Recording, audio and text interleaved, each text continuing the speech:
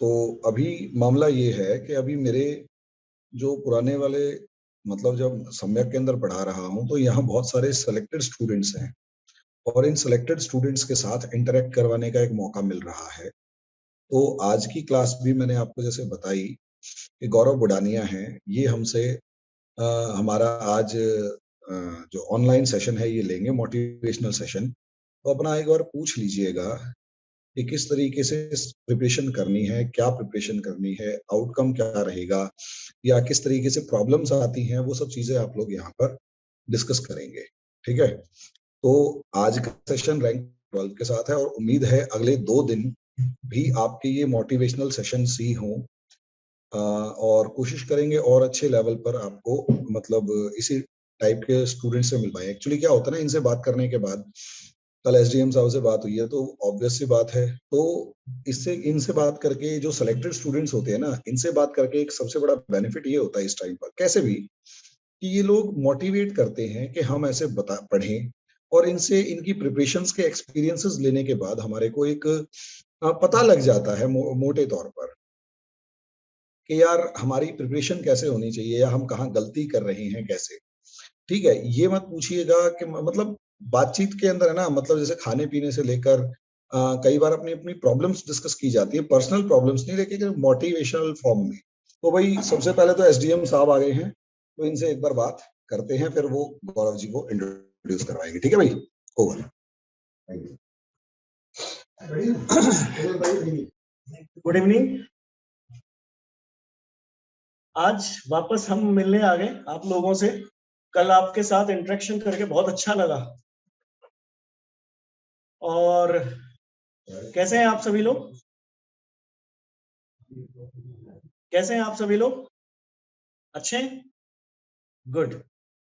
तो आज हमारे साथ में, हमारे बीच में गौरव बुडानिया हैं, जिन्होंने अभी हाल ही में जो आरएएस का रिजल्ट आया है, पता होगा आप सभी को, आरएएस का रिजल्ट आया है और इन्होंने आरएएस के रिजल्ट में 12वीं रैंक प्राप्त की है, 12th रैंक, राइट। बेसिकली गौरव बुडानिया जो है आईआईटीएंस हैं और बहुत ही शानदार इनकी सब्जेक्ट्स पर पकड़ है, क्योंकि मैंने तो गौरव बुडानिया का मॉक इंटरव्यूज लिए थे। बहुत शानदार अल्टीमेट पकड़ है गौरव की। तो मैं गौरव बुडानिया को आपके सामने लेकर के आ रहा हूं बिना समय वेस्ट किए हुए, टाइम वेस्ट किए हुए। गौरव प्लीज।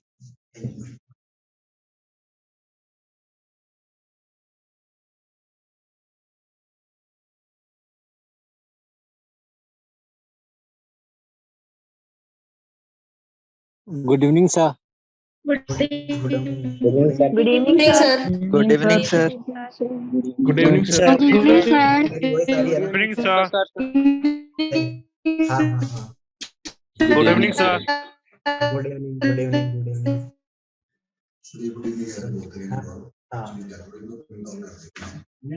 नहीं चलो इंटरेक्टिव एक सेशन हो जाए।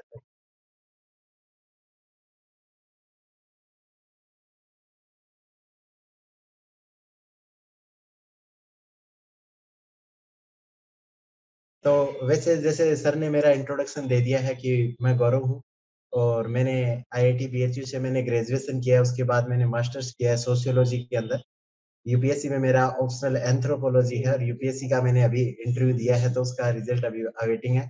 और राजस्थान का जो प्रशासनिक सेवा का एग्जाम होता है उसमें मैंने 12वां स्थान हासिल किया है। तो ये जो मैंने 2-3 एग्जाम निकाले हैं वो अलग अलग नेचर के थे। आईआईटी था वो पूरा टेक्निकल नेचर का था, उसके बाद जो आरएस में उसमें थोड़े फैक्ट्स वगैरह याद करने होते हैं और वहाँ पे आईएएस में थोड़ा एनालिसिस ज्यादा करना होता है। तो मुझे लगता है कि मैं आज आपको कुछ ऐसी चीज बता पाऊंगा जो आपके मतलब स्टडीज में हेल्पफुल होगी। तो बाकी तो आप जो अपने डाउट्स हैं वो मुझे बता देना, उसके हिसाब से मैं फिर आपको बता पाऊंगा अच्छे से ना। तो या तो 1 बाय 1 डाउट्स ले लेते हैं पहले, ताकि मैं सभी के बारे में फिर एक एक डिस्कशन कर लूंगा कि इन चीज के बारे में क्या डिस्कशन मैक्सिमम के डाउट्स अपने आप क्लियर हो जाए। ओके, उसके बाद हम इनके डाउट सेशन, ठीक है। 15-20 मिनट अपना एक इंट्रोडक्शन, अपनी प्रिपरेशन। तो मेनली जैसे कि सर ने मेरे को बताया कि हमें प्रिपरेशन की स्ट्रेटेजी है ना उसके ऊपर डिस्कशन करना है। कि किस तरीके से प्रिपरेशन की जाती है। अब आपने ना ये चीज बहुत बार सुनी होगी कि सभी लोग, आप जैसे किसी से भी पूछोगे ना जो फेल हुआ है या जिसने टॉप मारा है, तो उनकी जो बुक्स है वो लगभग सेम रहती हैं। जैसे हिस्ट्री में सभी स्पेक्ट्रम पढ़ते हैं, पॉलिटी में सभी लक्ष्मीकांत पढ़ते हैं, तो सभी की यदि बुक सेम है, सभी कोचिंग भी एक जगह से ले रहे हैं या इक्वल जो टीचर की कैपेबिलिटीज है उनसे कोचिंग ले रहे हैं, तो क्या ऐसा क्या चीज होती है जिसकी वजह से फाइनल जो रिजल्ट आता है उसके अंदर डिफरेंस आ जाता है।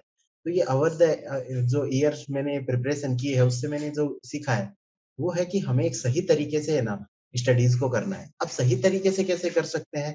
अब ये हम सब जगह पूछते हैं कि सही जगह से पढ़ना है, लेकिन हम इसमें देखो मैं आपको एक 4 स्टेप प्रोसेस बताना चाहूंगा, तो इसको थोड़ा ध्यान से सुनना और आप अपना लिखते भी रहना, ठीक है? तो सबसे पहली स्टेज होती है, उसमें हमें क्या करना पड़ता है कि एक रो डेटा होता है उसको कलेक्ट करना होता है।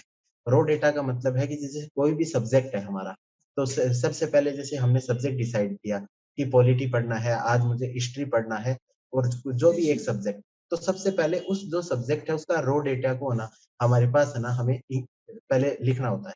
जब हमारे पास रो डेटा आ गया, फिर हम उस रो डेटा को क्या करते हैं, सिंप्लीफाई करते हैं कि उसको कितना ज्यादा सिंप्लीफाई कर सकते हैं हम। तो फिर दूसरा जो स्टेज होती है, तो हमारा जो डेटा होता है वो सिंप्लीफाइड फॉर्म में आ जाता है, ठीक है?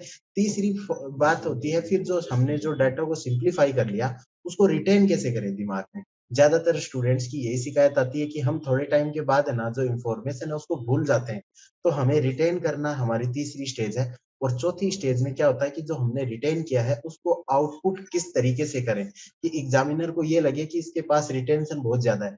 अब आपके पास केवल 100 वर्ड 150 वर्ड्स होते हैं, तो उसके अंदर आप बहुत ज्यादा नॉलेज नहीं दिखा सकते अपना। तो आपको आउटपुट किस तरीके से करना है और एग्जाम टाइम में किस मतलब जो टाइम का जो एग्जाम का प्रेशर होता है उसमें किस तरीके से हैंडल करना है, ताकि जो हमारी रिटेंशन की जो जो मतलब की कैपेसिटी है वो अच्छी रहे। तो हम एक एक स्टेप के बारे में इन पे बात करेंगे और हर सब्जेक्ट की ये अलग स्ट्रेटेजी होगी। तभी मतलब कि जो टीचर एक्सपर्ट होते हैं वो एक सब्जेक्ट के होते हैं, तो हमें एक ऐसा स्टूडेंट बनना है जिसकी हर सब्जेक्ट पे इक्वल कमांड हो। किसी भी सब्जेक्ट के दिल मत लगाना किसी सब्जेक्ट से कि मेरे को हिस्ट्री बहुत पढ़नी है, मेरे को पॉलिटी अच्छी लगती है तो पॉलिटी बहुत पढ़नी है, ज्योग्राफी, ऐसा कुछ मत करना। सभी सब्जेक्ट को इक्वली इंपॉर्टेंस हमें देनी है। हालांकि जो कुछ कंसेप्चुअल सब्जेक्ट होते हैं उनको इनिशियली ज्यादा टाइम देना पड़ता है, बाद में रिवीजन में कम टाइम देना पड़ता है, जैसे ज्योग्राफी और इकोनॉमिक्स। तो उनके बारे में हम एक एक चीज को हम डिस्कशन करें, ठीक है? तो सबसे पहली स्टेज है अपनी रो डेटा की, कि रो डेटा हम सेलेक्ट करें। तो जैसे कि हिस्ट्री पढ़ने गए, तो अब हिस्ट्री पढ़ेंगे कैसे? तो सबसे पहले तो रो डेटा आना चाहिए अपने पास। तो रो डेटा कहाँ से आएगा? तो हमारे पास 2 सोर्स, 2 या 3 सोर्स होते हैं, ठीक है?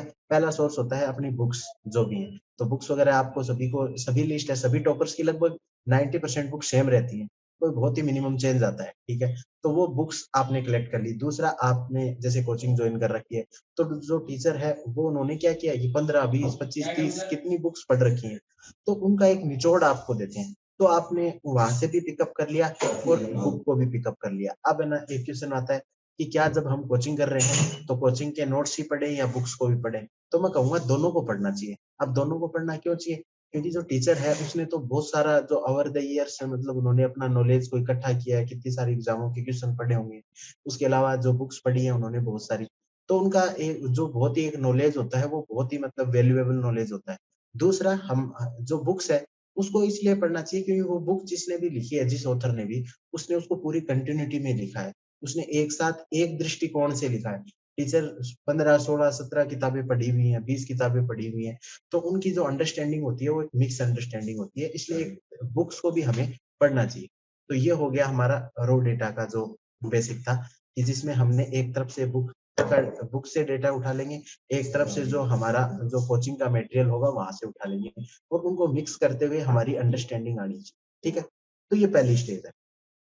तो पहली स्टेज में जनरली क्या करते हैं कि हम स्टूडेंट की गलती होती है कि हम जो ये चारों स्टेज है ना उनको इक्वल ही टाइम नहीं देते, और जो पहली स्टेज होती है ना उसी के ऊपर है ना हमारा मोस्ट ऑफ द फोकस रहता है कि रो डेटा कहाँ से कलेक्ट करें, बुक कहाँ से कलेक्ट करें, कोचिंग के नोट्स कहाँ से लाएं, कोचिंग में लिखिए कहाँ से। तो हम ज्यादातर आप देखोगे, आप खुद को अभी एनालाइज करके देखो कि आपने कौन सी स्टेज पे कितना काम किया है। मैं कह रहा हूँ कि यदि 5 घंटे कोचिंग जाके आ रहे हैं फिर उन्हीं नोट्स को हम पढ़ रहे हैं, तो हम केवल पहली स्टेज पे काम कर रहे हैं कि जो रो डेटा है उसको कलेक्ट कर रहे हैं कि इस यूट्यूब चैनल से भी ले लिया, इस कोचिंग से भी ले लिया, यहाँ से भी मतलब कि बुक से भी ले लिया, तो हम केवल रॉ डेटा को क्या कर रहे हैं, कलेक्ट कर रहे हैं। तो उसकी वजह से एक तो दिक्कत आती है, ठीक है। अब हम क्या करेंगे, पहला स्टेज होगी, दूसरी स्टेज में क्या करेंगे, सिंप्लीफाइड डेटा लेंगे। सिंप्लीफाइड जैसे कि अब जैसे मुझे तो क्या होता था कि मेरी जैसे मदर टंग हिंदी है, तो मैं बहुत सारी चीज़ों को हिंदी में लिख लेता था और वो मुझे याद करने में काफ़ी आसान होती थी। जैसे एंशिएंट हिस्ट्री है, तो एंशिएंट हिस्ट्री को यदि आप हिंदी में यदि टर्मिनोलॉजीज़ को याद करोगे, तो काफ़ी ईज़ी याद होंगी वो आपको।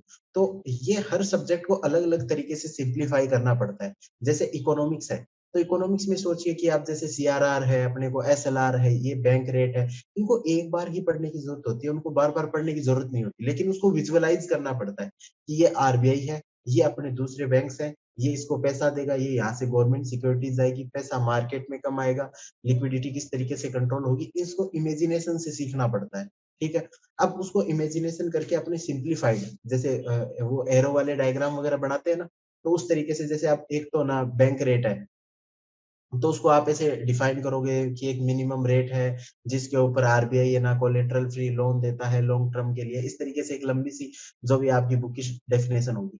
अब वो आपको ज़्यादा लॉन्ग टर्म में आपके दिमाग में सस्टेन नहीं कर पाएगी। तो इसको आप जैसे कि आपने एरो बना लिया कि एक तरफ आपने लिख दिया कि रिज़र्व बैंक, एक तरफ आपने लिख दिया कि अपना जो कमर्शियल बैंक है। अब रिज़र्व बैंक क्या देगा? पैसा देगा, तो आपने छोटा-सा वो पैसे का निशान होता है आर या डॉलर वाला निशान बना लिया, पैसे इधर चले गए। लेकिन उधर से कोलेटरल देगा, उसके आगे आपने क्रॉस लगा दिया कि कोलेटरल नहीं देगा। अब वो फिर है ना मतलब बैंक रेट है ना लॉन्ग टर्म के लिए देता है, तो उस एरो को आप लंबी बना सकते हो। अब रेपो रेट वाला जब बनाओगे तो रेपो रेट में आपको ये बनाना पड़ेगा कि ये छोटी टर्म के लिए होता है, इसमें कोलेटरल भी दिया जाता है। तो आप सोचिए आपने अभी तो मेरे पास यदि पॉसिबल हुआ तो मैं डायग्राम बना के दिखा दूँगा आपको। तो इस तरीके से आप जिस तरह डायग्राम बना लोगे ना, तो इससे क्या होगा आपको बहुत ईज़िली ना मतलब हमेशा के लिए याद रह जाएगा कि ये क्या है।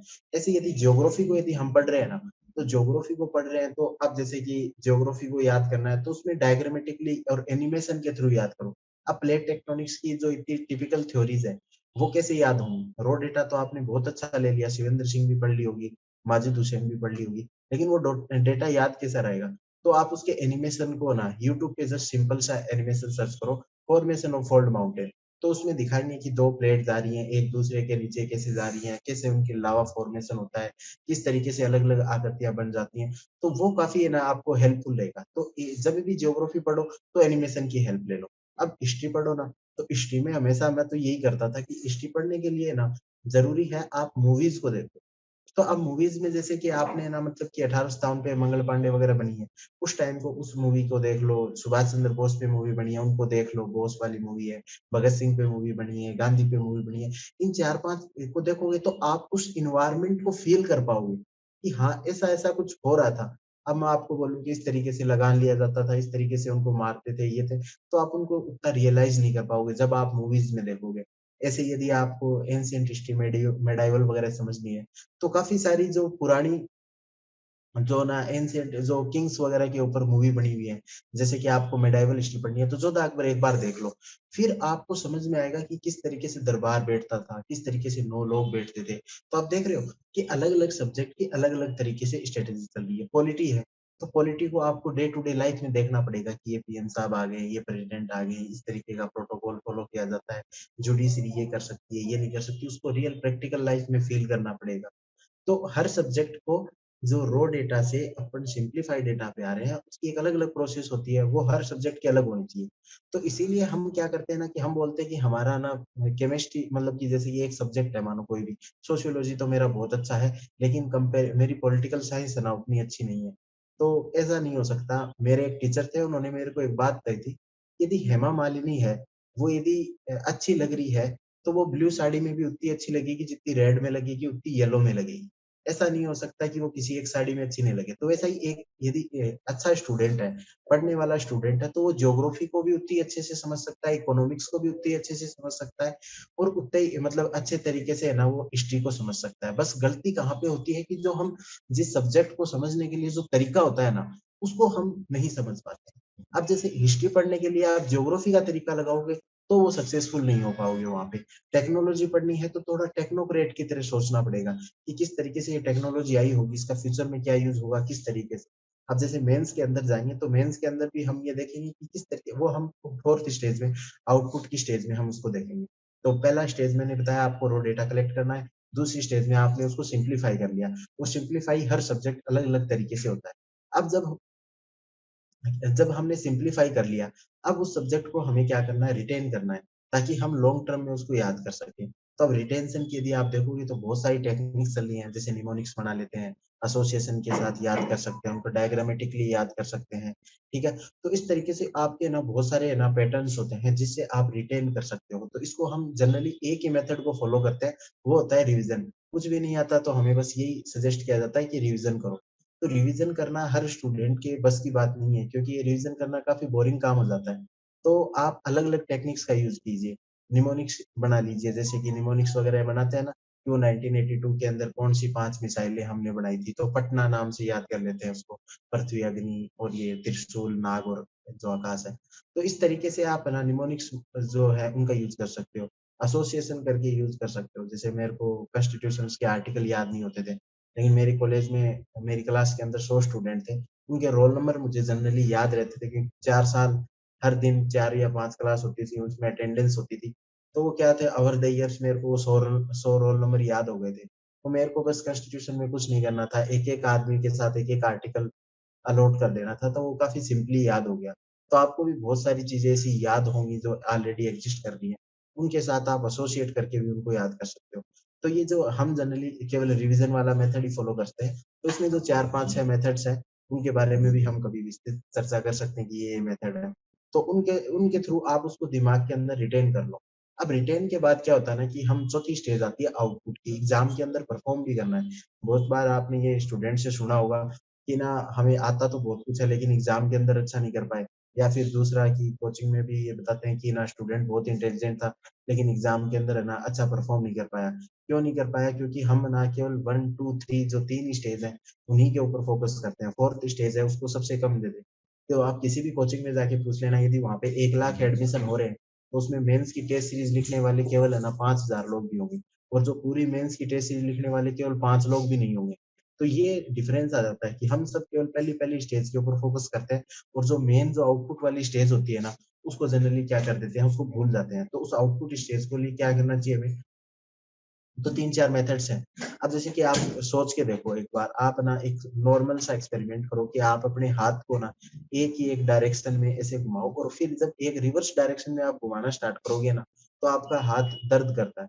तो वैसे ही दिमाग क्या करेगा, लगातार डाटा, डाटा, डाटा, मतलब कि पिछले 25-30 सालों से ये अपने अंदर है ना डेटा को कलेक्ट ही कर रहा है। लेकिन जब उसको निकालने की बारी आएगी ना बाहर, तब वो दिमाग रेजिस्टेंस दिखाएगा। तो हम निकालते नहीं है। तो जनरली हमें वो पहले संस्कृत में एक श्लोक भी चलता था कि जितना आप दूसरे को पढ़ाओगे उतना आपकी ज्ञान की वृद्धि होगी।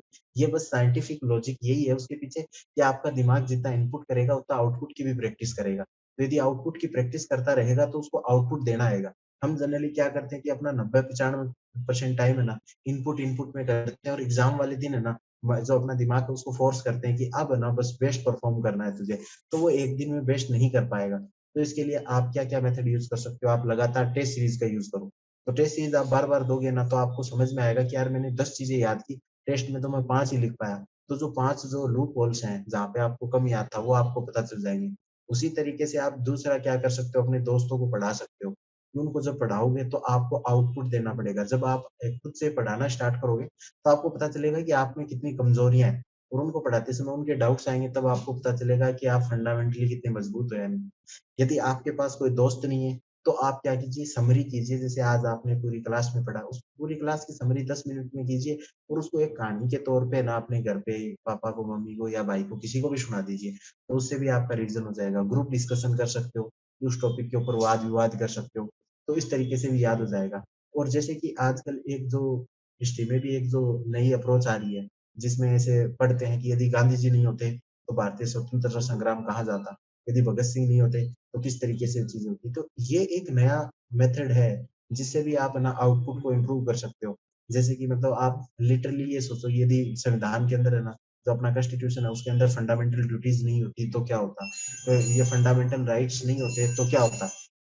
तो इससे क्या होगा ना, आपको उसकी इम्पोर्टेंस समझ में आएगी कि वो पार्ट वहाँ पे क्यों था। तो उससे आपके जो कनेक्शंस हैं, वो ज्यादा अच्छे से बैठ पाएंगे। तो आउटपुट वाली स्टेज के ऊपर भी फोकस करना है। अब आप ना 100 से ज्यादा लोग हो, ठीक है, तो आप ये बताओ कि आप में से कितने लोग थे कि जो जैसे दिन में 10 घंटे पढ़ रहे हैं। तो जनरली इसका आइडियल जो रेशियो है ना, होना चाहिए 5:1 का रेशियो होना चाहिए। जैसे अपन सॉइल के बारे में एनपीके का रेशियो पढ़ते हैं ना, नाइट्रोजन पोटेशियम कैल्शियम का जो भी है, तो उसमें हम पढ़ते हैं ना 4:2:1 में होना चाहिए। तो वैसे ही स्टडी का एक पर्टिकुलर रेशियो होता है कि आप 5 घंटे पढ़ो ना, तो आप रो डेटा के लिए 5 घंटे दो, 2 घंटा उसको सिंप्लीफाई करने में दो, 2 घंटा उसको रिवीजन करने में दो, और 1 घंटा आउटपुट देने में दो। हम जनरली क्या करते हैं कि 7वें दिन जाके टेस्ट सीरीज दे के आते हैं, तो वहां पे हमें मिस्टेक होती है, क्योंकि हम अपने ब्रेन को उस तरीके से ट्रेन नहीं कर रहे जिस तरीके से एग्जाम के अंदर जाना है।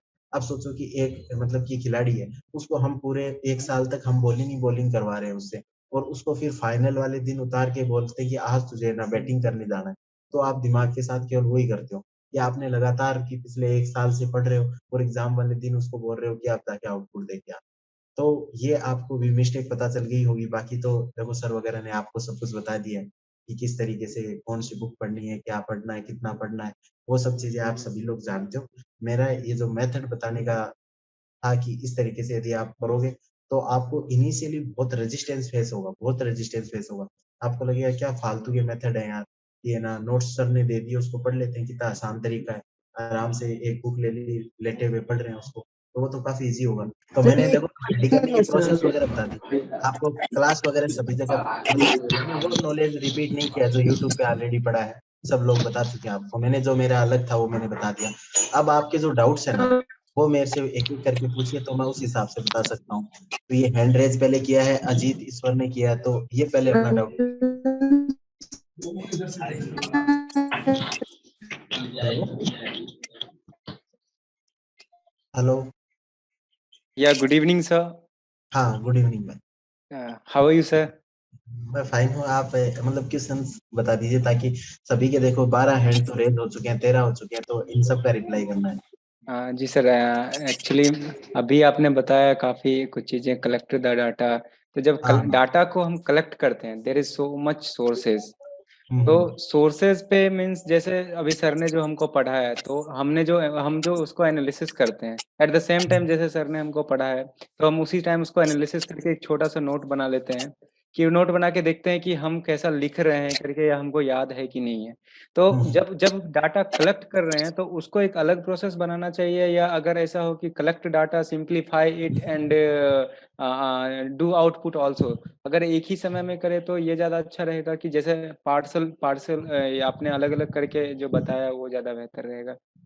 नहीं, तो जैसे मैंने एक दिन का बताया कि आपने एक दिन में जैसे सर की क्लास ली, तो सर ने जी देखो आपके लिए बहुत डेटा कलेक्ट करने में टाइम लगाया है, जी तो आप उस स्टेज पे ज्यादा टाइम मत वेस्ट कीजिए। मैं कह रहा हूँ आपको दुनिया की सबसे खराब बुक है ना, वो भी जी यदि आप पढ़ लोगे और ये प्रोसेस के थ्रू पूरा आपने सिंप्लीफाई कर लिया डाटा और जी उसको आपने दिमाग में रख लिया, तो आप किसी भी बुक से टॉपर बन सकते हो, कोई दिक्कत नहीं है, ठीक है। तो आपने, आपके लिए सर ना बहुत सारी बुक्स पढ़ के आए हैं, तो उन पे जी ट्रस्ट करो आप कि उन्होंने बहुत सारी बुक पढ़ी है हमारे लिए। तो आपको जो उन्होंने क्लास के अंदर नोट्स दे दिया, तो आपका जो पहली स्टेज थी वो तो सर ने करके कंप्लीट करके ही दे दी, आपको जी उसमें मतलब कि टाइम नहीं लगाना।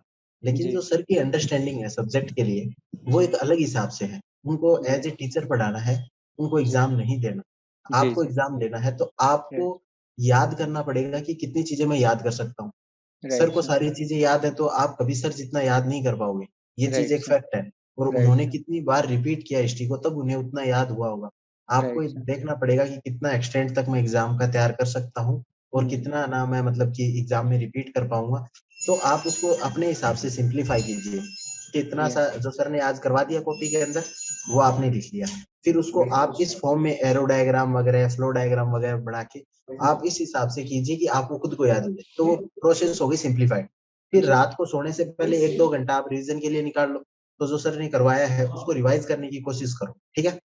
जी तो आपने रिवाइज कर लिया, फिर आप ना मतलब कि जैसे कि प्रीवियस ईयर्स के क्वेश्चंस है, तो सर से ये बोलो कि ना जो मेंस के क्वेश्चन है, प्रीलिम्स के क्वेश्चन है, तो प्रीलिम्स का जो बुक सेट आता है और जो मेंस का आता है वो रखो, और उस टॉपिक से रिलेटेड जो भी प्रीलिम्स और मेंस के हैं, तो जी वो मतलब कि क्वेश्चन को आप अटेम्प्ट कर लो, तो चारों प्रोसेस एक ही दिन के अंदर हो जाएंगी। तो वो जी टॉपिक है ना आपका बहुत अच्छे से हो जाएगा। जी और फिर वीकेंड पे फिर आप जैसे कि 7th डे पे आप ना टेस्ट सीरीज कर सकते हो, तो वहां पे भी हो जाएगा। 7th डे पे रिवीजन भी आपको करना है। जी तो वो दोनों चीजें वहां से हो जाएंगी, कोई दिक्कत For me, sir, I am a working professional. Actually, I am an engineer and working for a company. So I have only 3 hours in night and 3 hours in early morning, 4 o'clock to 7 o'clock time, 7:30. So for this very minimum time, जो time कम है ना, तो जी उसमें आप ना time कम है तो इस जो प्रोसेस की स्टेज को कम मत कीजिए। आप ऐसा है कि आपके पास आप बोल रहे हो कि मेरे पास केवल 6 घंटे हैं पढ़ने के लिए, तो जी लेकिन फिर आपने ना 6 घंटे पढ़ने में नहीं लगाने, आपको बस स्पीड तेज करनी है। आप उसका 3 घंटा ही आप कीजिए रो डेटा कलेक्ट करने में, मतलब जो क्लास लेनी है आपको, जी बुक्स पढ़नी है, उसमें 3 घंटा कीजिए और उसमें 3 घंटे में आपको ना मतलब खुद को ये चैलेंज दीजिए कि जो बाकी लोग 5 घंटे में पढ़ रहे हैं वो मुझे 3 घंटे के अंदर पढ़ना है। क्योंकि जैसे आपने देखा होगा कि यदि क्रिकेट में ना 50 ओवरों का मैच होता था तब भी 250 200 रन बनते थे और वो 20 ओवरों में ही बनते हैं। जब यदि खुद को right. चैलेंज कर लिया जाए तो खुद को चैलेंज कीजिए कि 3 घंटे के अंदर वो करना है जो 5 घंटे के अंदर कर रहे हैं। बाकी ना जो Right. प्रोसेस में है कि उस डाटा को सिंप्लीफाई भी करना है, उसको रिटेन भी करना है, आउटपुट भी करना है, तो प्रोसेस छोटी मत कीजिए, हर प्रोसेस में से थोड़ा थोड़ा टाइम कट कीजिए। 2020 स्टाइल। हाँ हाँ बिल्कुल। एक और सर क्वेश्चन है, लेट अस सपोज जी जैसे हमको एलोबरेट करना है, जैसे 1857 के अगर सवाल ये आ गया कि what you are thinking about 1857 war, और इसने कैसे एग्जीक्यूट किया हमारे नेशन को 1947 में स्वतंत्र होने में, तो जब हम इसका आंसर लिखते हैं तो उसका एनालिटिकल व्यू क्या क्या होना चाहिए? जैसे जैसे मैं समझता हूँ कि जो अंग्रेज का नीति था वो दमन का नीति था, फिर जो धार्मिक लोगों पे कुठाराघात किया गया, उसके बाद सती प्रथा को रोका गया। तो जैसा अगर आप लिखते हैं तो आप उसको आंसर को कैसे एग्जीक्यूट करते हैं? ठीक है। तो ये देखो, हिस्ट्री के जितने भी क्वेश्चंस होते हैं ना, उनका हम्म, एक बहुत सारा एक फिक्स पैटर्न ही होता है, ठीक है। तो जैसे कि आपने जैसे पहले हम एक ही क्वेश्चन को, अब एक 1857 तो बहुत बड़ा टॉपिक है, उसका एक पर्टिकुलर एस्पेक्ट लेते हैं कि यदि 1857 की क्रांति क्यों हुई। तो वैसे ही अभी सारी मूवमेंट है ना, उनको आप एक साथ तैयार कर सकते हो कि 1857 क्यों हुआ, कांग्रेस की फॉर्मेशन क्यों हुई, स्वदेशी आंदोलन क्यों हुआ, नॉन कोऑपरेशन मूवमेंट क्यों हुई, होम रूल, मतलब वो सब क्यों। एक क्वेश्चन ये बनता है कि ये हुई क्यों थी, ठीक है। तो उसको हमेशा दो पार्ट में डिवाइड करो कि ना, एक तो इमीडिएट रीजंस क्या थे, एक लॉन्ग टर्म में रीजंस क्या थे, ओके ठीक है। सर। जो इमीडिएट रीजन और लॉन्ग टर्म वाले रीजन है, उन दोनों को दो दो कैटेगरी के अंदर डिवाइड करो।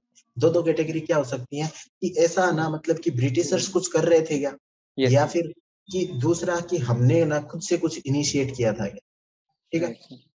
तो जैसे कि मैं एक एग्जांपल बताता हूँ, 1857 की क्रांति तो बहुत सिंपल टॉपिक, आपने सबने उसको इतना पढ़ रखा है। जैसे जी स्वदेशी आंदोलन क्यों हुआ, यदि ये क्वेश्चन हमसे पूछा जाए, ठीक है, तो हम पहला तो देखेंगे कि लॉन्ग टर्म के मतलब क्या क्या इवेंट्स थी जिनका एक रिजल्ट था, एक है ना इमीडिएट क्या रिजल्ट आया था, ठीक है। तो जी लॉन्ग टर्म में हम देखेंगे कि कांग्रेस है ना, जो राष्ट्र मतलब कि जो नेशनल कंसेंसस को जनरेट करने की कोशिश कर रही थी, तो जी कांग्रेस का इम्पैक्ट ना लॉन्ग टर्म में हो रहा था। लोग वो 1813 के अंदर से है ना मतलब कि एजुकेशन वाला रिफॉर्म्स वगैरह आने लगे थे, तो लोगों ने नए नए आइडियाज के बारे में, वेस्टर्न आइडियाज के बारे में पढ़ा। तो जहाँ पे भी एजुकेशन आती है तो उसके साथ रिवॉल्यूशन जरूर आती है किसी भी सेंस में, तो वो एक लॉन्ग टर्म का इम्पैक्ट था। उसके बाद है ना रेलवेज वगैरह से, और जो समाचार पत्रिका वगैरह चल रही थी, मतलब न्यूज़पेपर वगैरह चल रहे थे, तो उनसे क्या हो गया, ये सब ऐसी चीजें थी जो धीरे धीरे ना मतलब आपको आग में ना मतलब ऑयल फ्यूल का काम कर रही थी, ठीक है। अब आ जाते हैं हम कि ना मतलब कि इमीडिएट रीजंस में क्या थे। तो इमीडिएट कुछ रीजंस ऐसे हो सकते हैं जो ब्रिटिशर्स ने कुछ किया होगा। तो ब्रिटिशर्स ने क्या किया होगा, तो ब्रिटिशर्स हमेशा ना 2 या 3 4 काम करते थे जिनसे हमेशा परेशानी होती थी। एक तो वो जो कोई ना एक्सप्लॉइटेटिव पॉलिसी लाते हैं तभी ना इवेंट हुई होती है। तो अब जैसे कि 1857 की क्रांति है, उससे पहले लेक्स लॉ एक्ट लेके आए थे, और बाकी जो मतलब कि वो लेफ्ट वाली पॉलिसी थी वो लेके आए थे। ऐसे सब्सिडरी अलायंस। हाँ, सब्सिडरी अलायंस वाली थी वो, डॉक्ट्रिन ऑफ लैप्स वाली चल रही थी, तो वो वाली लेके आए थे। हड़प की उसी नीति। तरीके से स्वदेशी आंदोलन है, तो उससे पहले ना मतलब कि वो क्या लेके आए थे कि अपना ये कर्जन था, तो वो इसमें यूनिवर्सिटी एक्ट लेके आया था, आर्म्स एक्ट लेके आया था, बंगाल का डिवीजन कर दिया था। तो हमेशा कोई भी इवेंट हो रही होगी ना, तो वो एकदम मतलब अचानक से नहीं होगी, उसके पीछे कोई ना कोई इमीडिएट ना ब्रिटिशर्स कुछ ना कुछ एक्शन लेंगे। तो उन एक्शंस के बारे में भी आपको ना मतलब 3 4 एक्शन बता दो कि ब्रिटिशर्स ने ये एक्शन लिया था।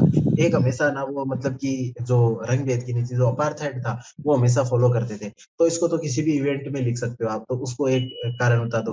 फिर आप बताओ कि इंडियंस का ऐसा क्या था, तो सोशल रिफॉर्म्स मूवमेंट हो रही थी उस टाइम पे, उनका इम्पैक्ट पड़ रहा था। फिर देखो कंटेम्प्रेरी इवेंट वर्ल्ड में कंटेम्प्रेरी क्या हो रहा था उस टाइम पे, तो जैसे कि 1905 में ना जापान ने हराया था रशिया को, इथोपिया ने इटली को हरा दिया था, तो इस तरीके की ना वर्ल्ड के अंदर भी इवेंट्स हो रही थी, तो ना उनको भी कॉन्फिडेंस आया कि वो छोटे छोटे देश हरा सकते हैं, तो हम क्यों नहीं हरा सकते।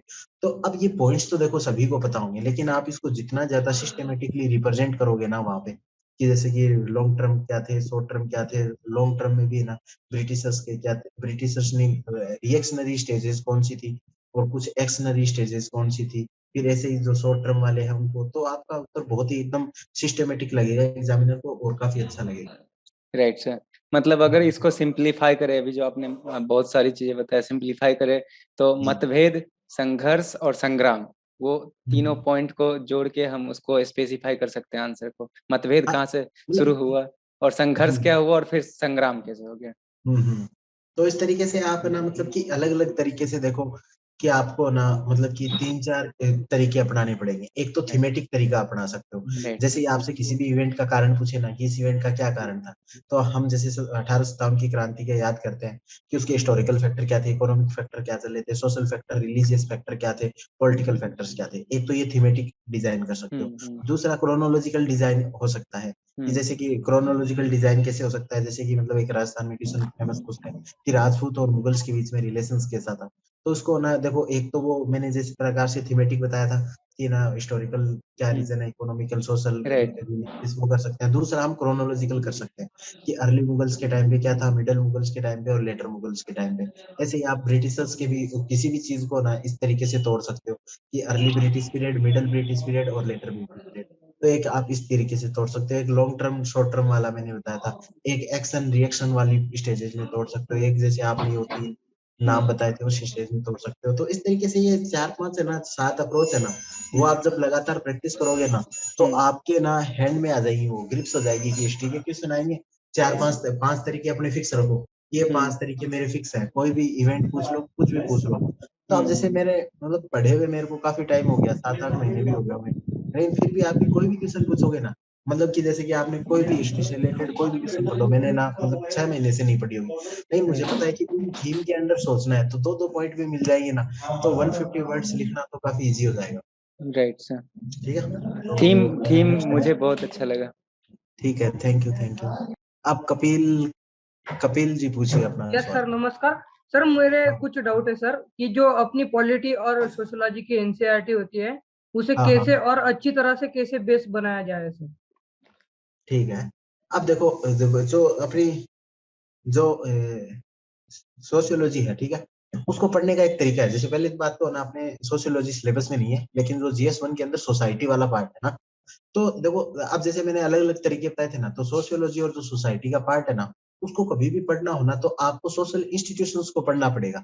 सोशल इंस्टीट्यूशंस कौन सी होती हैं, जैसे कि फैमिली हो गया, कास्ट हो गया, फिर एजुकेशन हो गया, वुमेन हो गया, और ये जो मतलब कि अपना किनशिप हो गया, और फिर है ना अपनी पॉलिटिकल ऑर्गेनाइजेशंस हो गई, एजुकेशनल ऑर्गेनाइजेशन हो गई, इकोनॉमिक ऑर्गेनाइजेशन हो गई। इन 5 के 5 ये 10-12 पर्सपेक्टिव है ना, उनसे पढ़ना पड़ेगा। ठीक है, अब जैसे ये कोई भी सिंपल सा ना, मैं आपसे कुछ भी कारण पूछूं कि ना, जैसे कि वुमेन है, उसका एक्सप्लॉइटेशन क्यों हो रहा है, ठीक है, तो आप एक तो रैंडम तरीके से सोचना स्टार्ट करोगे कि वुमेन का क्यों एक्सप्लॉइटेशन हो रहा है। तो इसमें भी जैसे मैंने पहले भी बताया आपको कि उसी तरीके से आपके अब ये जो आपका ना जो सोसाइटी वाला पार्ट है, उसमें आप सोचो कि किस तरीके से जो सोशल इंस्टीट्यूशंस है ना, वो रोल प्ले कर रही है, एजुकेशन कैसे रोल प्ले कर रही है, इकोनॉमिकल जो इंस्टीट्यूट है वो कैसे रोल प्ले कर रही है, पॉलिटिकल इंस्टीट्यूट किस तरीके से रोल प्ले कर रही है, फिर है ना मतलब कास्ट कैसे रोल प्ले करती है, कास्ट भी बहुत बड़ा रोल प्ले करती है, जिससे मतलब वुमेन का एम्पावरमेंट नहीं हुआ।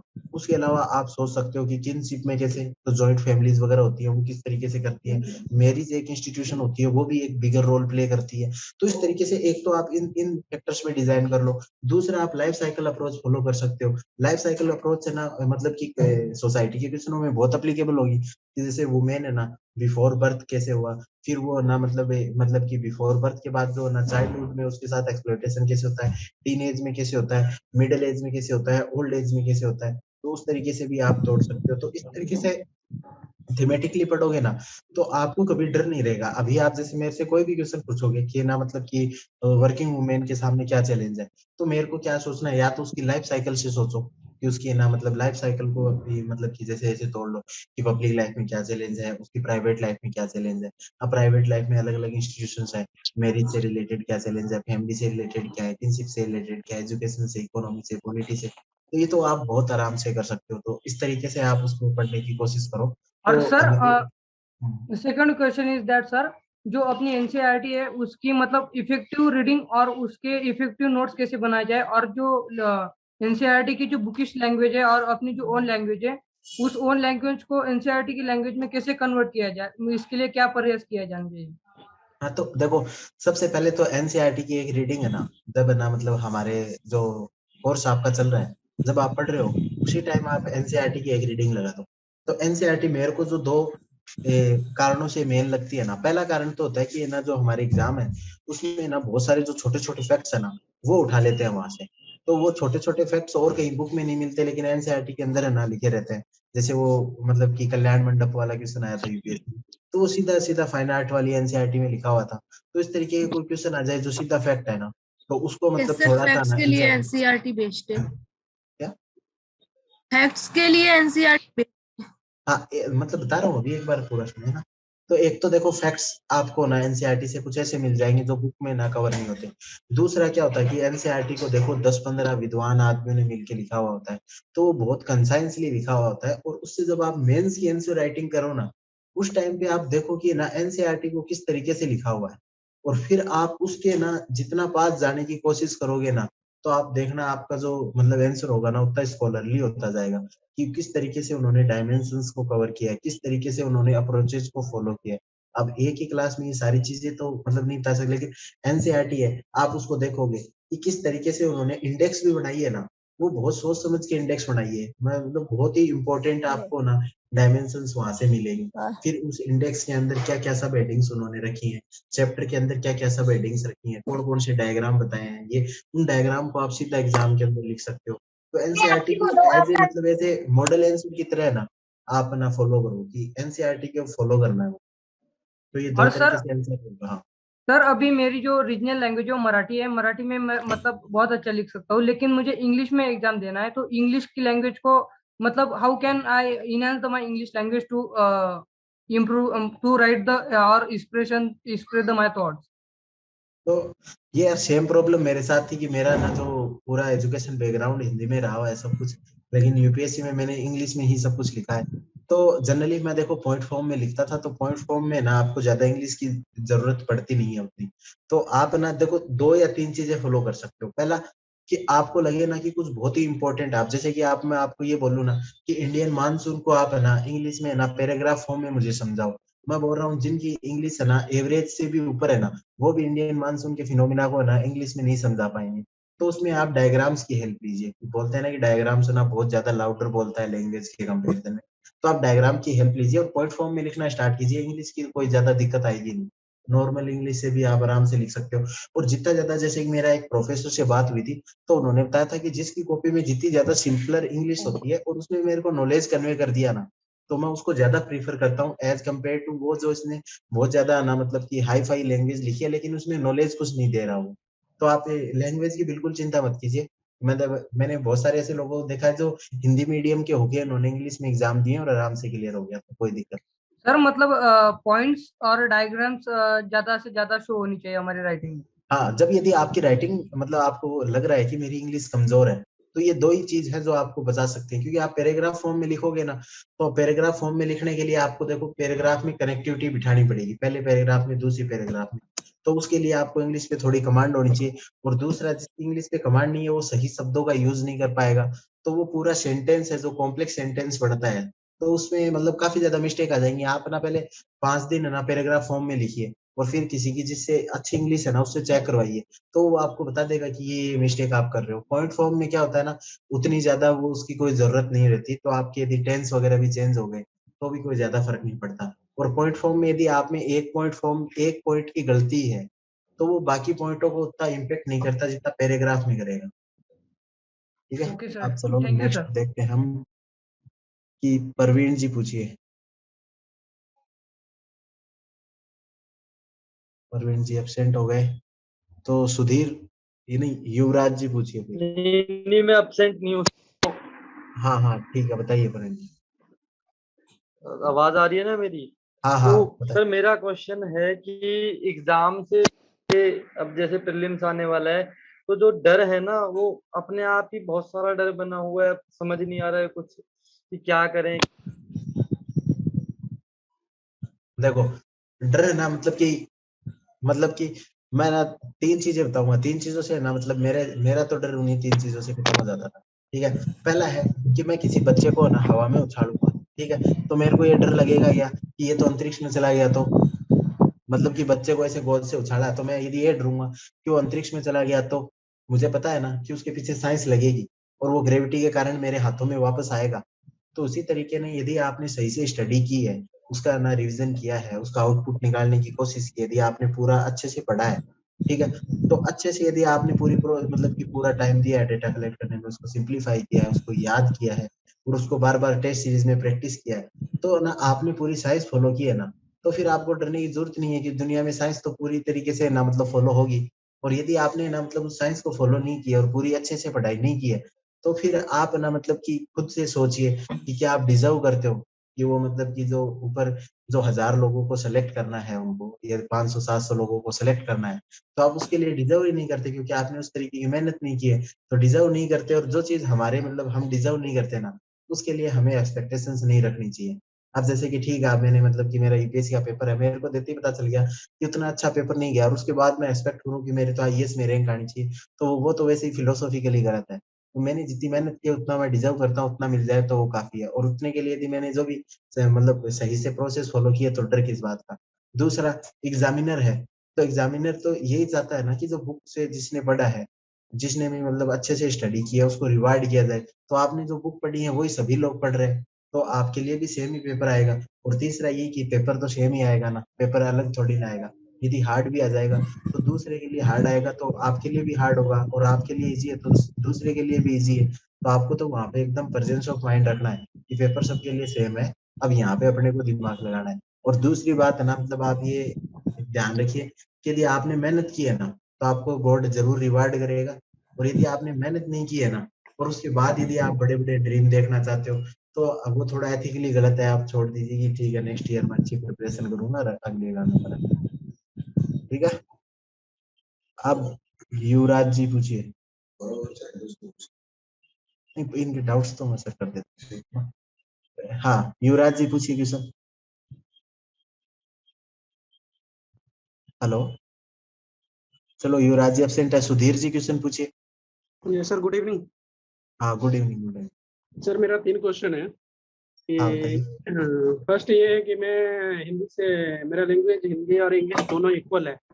हाँ हाँ, मैं मेंस देना चाह रहा हूँ इंग्लिश में, तो आप भी इंग्लिश में। हाँ इंग्लिश में देना चाह रहे हैं, तो हमें थोड़ा कंफर्ट दोनों में इक्वल है, मतलब दोनों में हमको पहले लग रहा है कि मेरा सेम कंडीशन है, तो बट इंग्लिश में कैसे हम इम्प्रूव करें, मोर इम्प्रूव।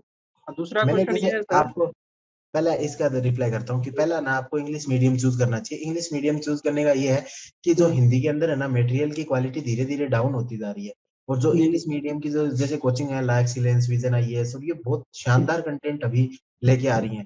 तो इतना शानदार जो कंटेंट है ना, तो वो ना क्वालिटी मैचअप नहीं हो पाएगी उधर।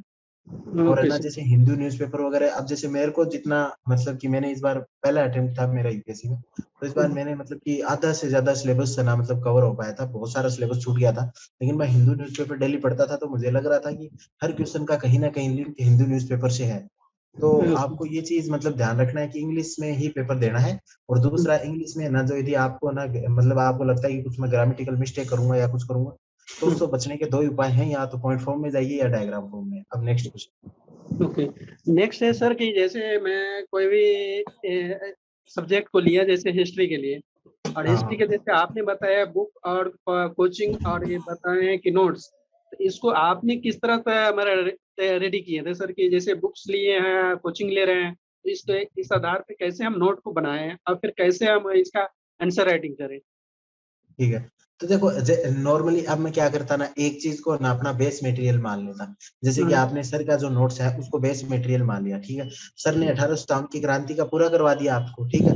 अब ना वो पूरा करवा दिया ना, तो उसके बाद आपको ना जैसे कि ये टॉपिक पूरा हो गया ना, उसके बाद आप 2 या 3 पेज खाली छोड़िए, ठीक है, 2-3 पेज खाली छोड़िए। एक पेज के ऊपर आप क्या करना है, अब आप एनसीईआरटी पढ़िए या फिर जो अपनी बेसिक बुक है ना वो पढ़िए, ठीक है। उन दोनों बुक से आपको क्या करना है, टाइमलाइन तो वही रहेगी जो सर ने समझाई है, या फिर जो उसका फंडामेंटल तो वही रहेगा। क्या हो सकता है कि सर क्लास के अंदर वो उतने सारे फैक्ट्स आपको कवर ना करवा पाए हो, तो एनसीईआरटी से आप ना जो जो फैक्ट्स है ना उनको पिकअप कर लीजिए, ठीक है। और उनको पिकअप कर लिया उसके बाद है ना, मतलब आप प्रीवियस ईयर्स के क्वेश्चंस में जाइए, वहां से आपको कुछ फैक्ट्स वगैरह मिलता है तो उसको भी पिकअप कर लीजिए। तो इस तरीके से आपका ना चैप्टर सर ने पूरा करवा दिया, उसके बाद आपकी जो बुक्स वगैरह होंगी उनसे एक पेज के ऊपर सारे फैक्ट्स वगैरह आ गए।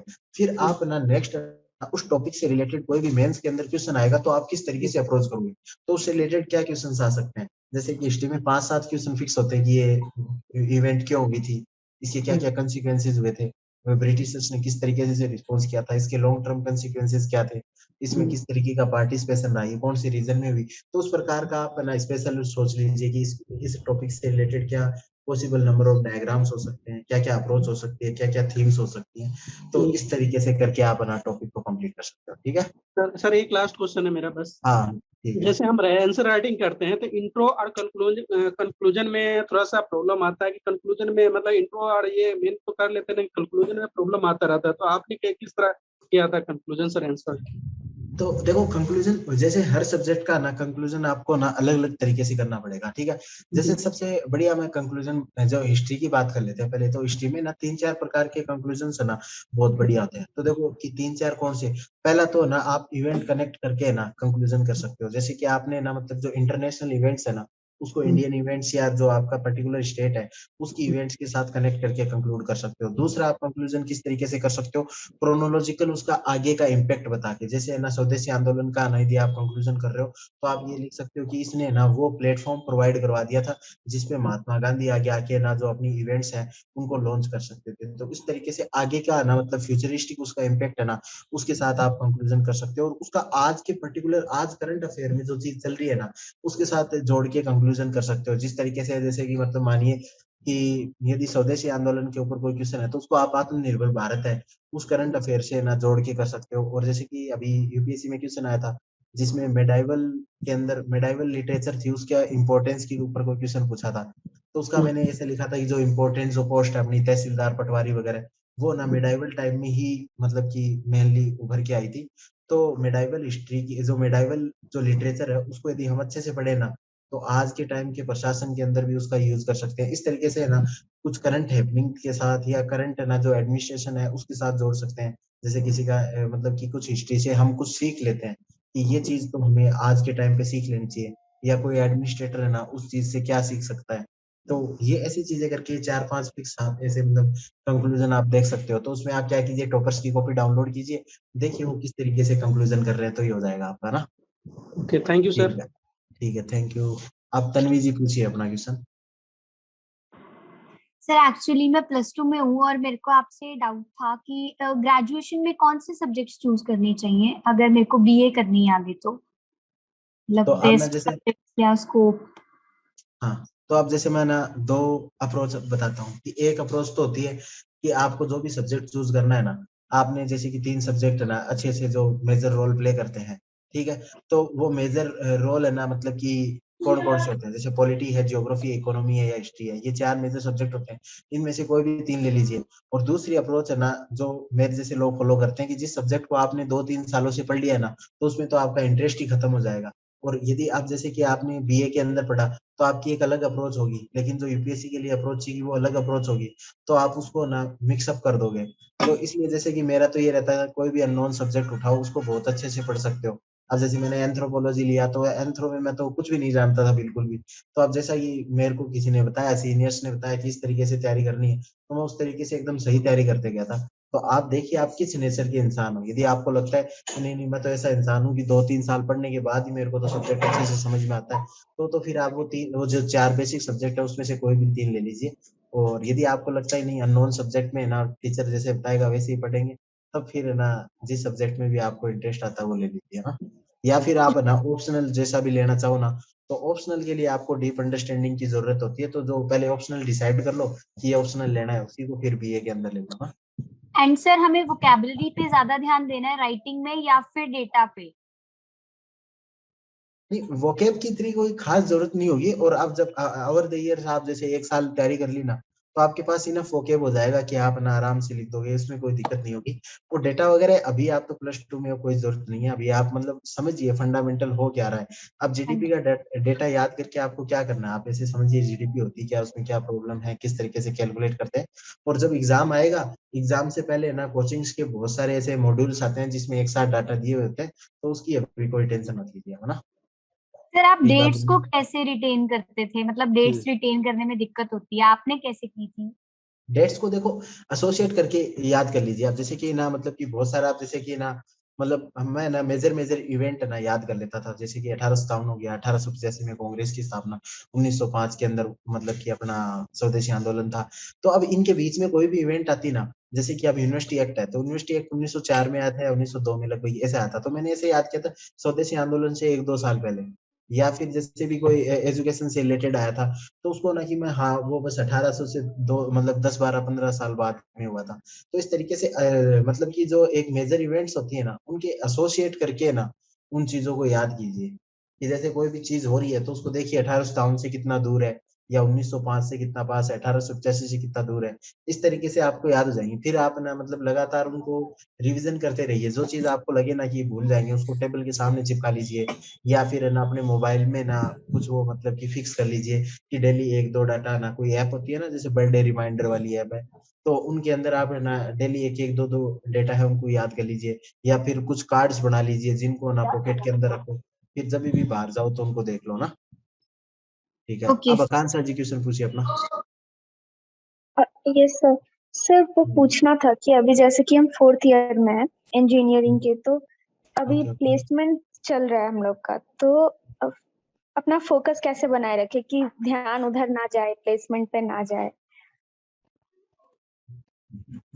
यार इसमें देखो, मैं सबसे बड़ी बात है कि देखो आपका जो ड्रीम होता है ना, उसके अलावा आपको कोई चीज ना दिखनी नहीं चाहिए। जैसे कि अब ना मतलब कि मेरे को यदि क्रिकेट पसंद है, तो फुटबॉल का मैच चल रहा है या फिर ना हॉकी का मैच चल रहा है, तो मैं ऐसे थोड़ा ना करूंगा कि यार मैं मतलब कि क्रिकेट देखूं या हॉकी देखूं या कुछ भी।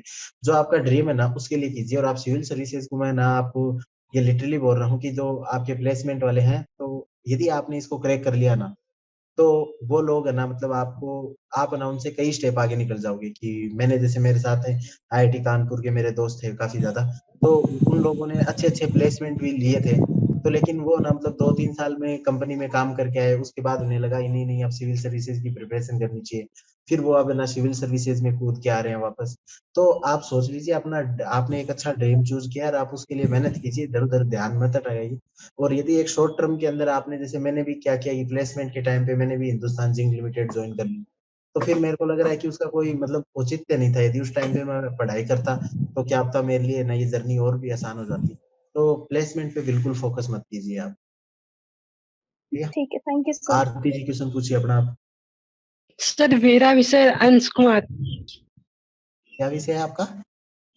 सर मेरा विषय क्वेश्चन मेरा भी। आवाज कट रही है आपकी पूरी तरीके से। चलो मैसेज कर देना आपका ना मतलब कि आवाज कट रही है, ठीक है। तो अब प्रशांत जी क्वेश्चन पूछिए अपना। Hello sir. हाँ बताइए। सर एनालिसिस कहाँ तक करें सर? हमें एनालिसिस करने की बहुत मतलब आदत है सर पुरानी, और इतना कर देते हैं कि कभी कभी ये भी भूल जाते हैं क्या लिखना है क्या नहीं लिखना, कि कितनी लिमिट है, कहाँ तक का लिखें सर, इसको कैसे कहाँ तक करें एनालिसिस? हाँ तो यार इसमें देखो सिंपल सी बात है, आपको जो क्वेश्चन पूछा है ना, जी तो सर। उसमें ना मतलब की जगह देखो, आपसे ना मतलब कि 10 मार्क का क्वेश्चन पूछते हैं ना, तो आपको जनरली ऐसा क्वेश्चन पूछते हैं जिसमें ना दोनों तरफ के पर्सपेक्टिव आपको लिखने होते हैं। तो दोनों तरफ के पर्सपेक्टिव आपके पास है ना, ज्यादा से ज्यादा 10-12 लाइन होती है, तो 5-5 लाइनों से ज्यादा आप लिख ही नहीं सकते। तो इसमें ना ज्यादा डीप एनालिसिस आपको करके करना भी क्या है, पांच पांच चीजें लिखनी है। और यदि फिर है ना मतलब कि मतलब आपने मानो कि 12 नंबर वाला या 12.5 या 15 नंबर वाले क्वेश्चन आते हैं यूपीएससी के अंदर, अभी 12.5 वाले तो आ नहीं रहे, लेकिन 15 वाला क्वेश्चन आ रहा है तो उसको भी 3 पार्ट्स के अंदर डिवाइड करके पूछते हैं वो। तो ये आप मैक्सिमम बना किसी भी इवेंट की, जैसे कि वो ज्यादातर क्वेश्चन ये आते हैं कि इसके सामने प्रॉब्लम क्या है, गवर्नमेंट क्या क्या इनिशिएटिव ले रही है, वे फॉरवर्ड क्या होना चाहिए। तो सब में 4-4, 5-5 पॉइंट से ज्यादा ना तो जगह होती है ना टाइम होता है। जब भी आप एक 3 घंटे का पेपर लिख के देख लो, बिल्कुल टाइम नहीं होता। तो ना यूपीएससी में जनरली बेस्ट उत्तर नहीं लिखा जाता, बेस्ट पॉसिबल उत्तर लिखा जाता है कि जो 3 घंटे के अंदर लिखना है। तो डीप एनालिसिस की कोई खास जरूरत है नहीं। और आप यूपीएससी के कोई भी क्वेश्चन देखोगे ना, तो इतना जनरल स्टडीज का पेपर है, वो बहुत नॉर्मल क्वेश्चन पूछते हैं। तो ज्यादा डीप एनालिसिस मत कीजिए, जितना बुक्स में दिया हुआ है और टॉपर्स की कॉपियां देखते रहिए कि इन्होंने कितना किया है, उससे ज्यादा बिल्कुल मत करना। Okay sir. ठीक है, अब आगे अंश कुमार जी पूछिए अपना क्वेश्चन। सर मेरी आवाज आ रही है? हाँ हाँ, आपकी आवाज आ रही है, बताइए। सर मैं अभी बीए कर रहा हूँ सर, और फर्स्ट ईयर में हूँ सर। मेरे एनसीईआरटी में अच्छी कमांड है सर। उसके बाद सर मैंने घटना चक्र एक बार कर लिया सर, दूसरी बार रिवाइज कर रहा हूँ। उसके बाद सर की नोट्स भी रिवाइज कर रहा हूँ सर। प्रॉब्लम ये है कि सर मुझे एग्जाम 2024 में देना है, तो सर अपने आपकी तैयारी को कैसे बेहतर कर सकते हैं, और मतलब कि कितने अच्छे से तैयारी कर सकते हैं सर, प्लीज हेल्प में।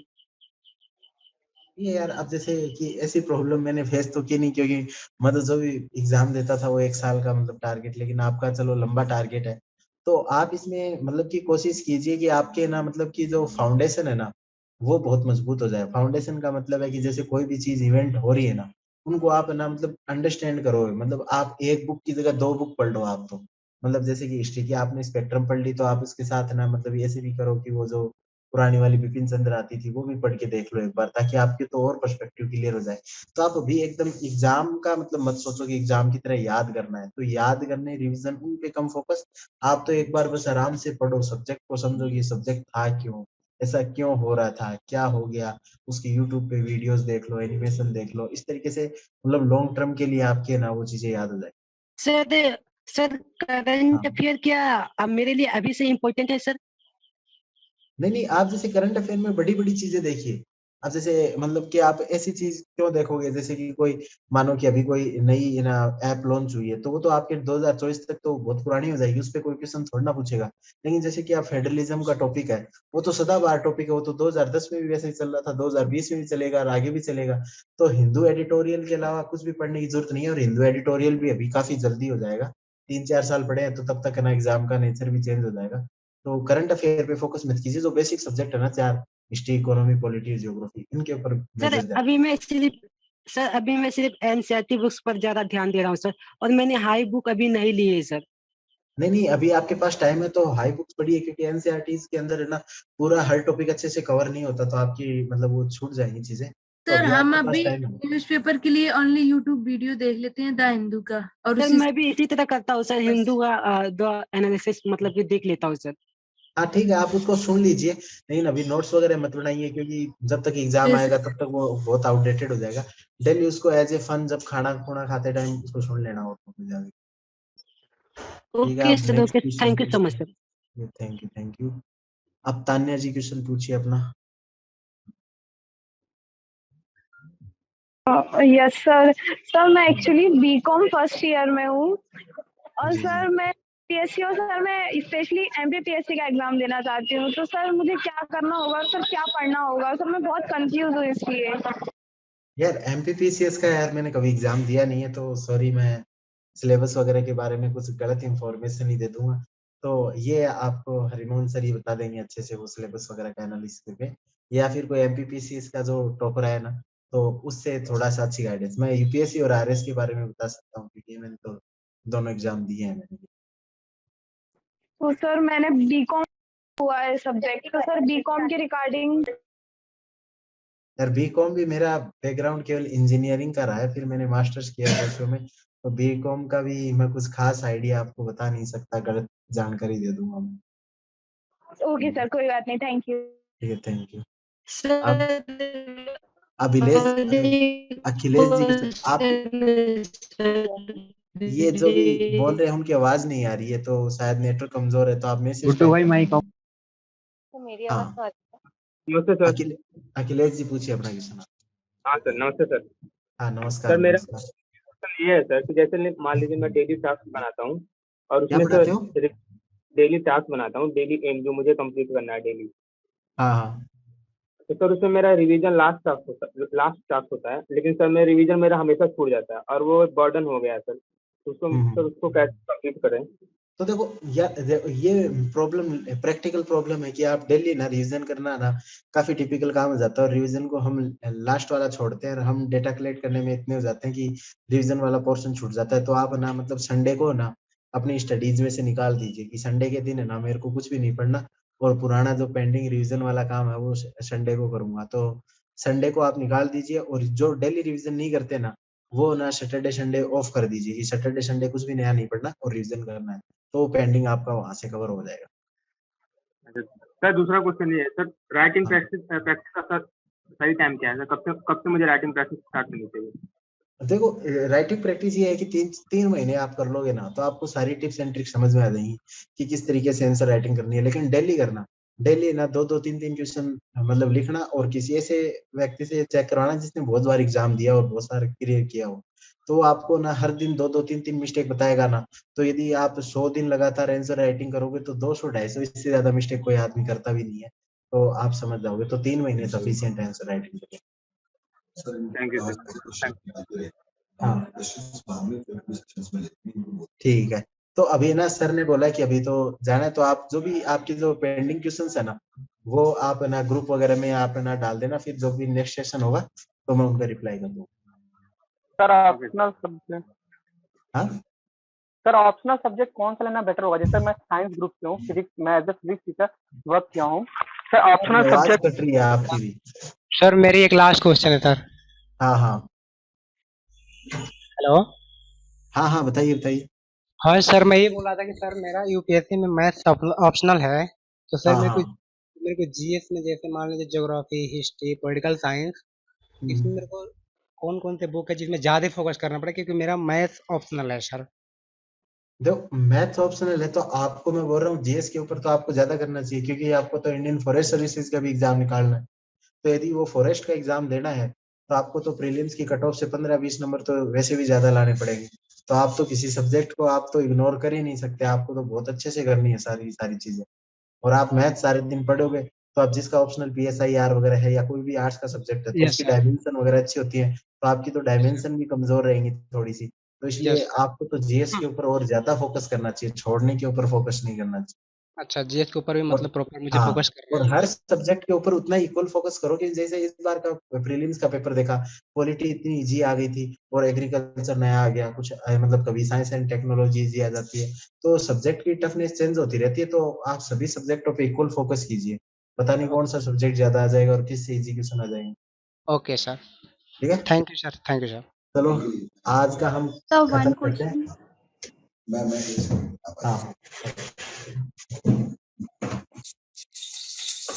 चलो बच्चों थैंक यू सर। आज का सेशन हम यहीं रखेंगे। अब ये क्वेश्चंस जो हैं ये लगातार चलते रहेंगे, आगे भी गौरव जी को बुलाते रहेंगे और जो भी हमारे बाकी स्टूडेंट्स हमारे सिलेक्टेड हैं उनसे इंटरेक्शन होता रहेगा, चिंता ना करें। ठीक है, तो आज का सेशन यहीं रखते हैं, बाकी जो क्वेश्चंस हैं वो नेक्स्ट टाइम बात कर लेंगे आपसे। ठीक है बेटा।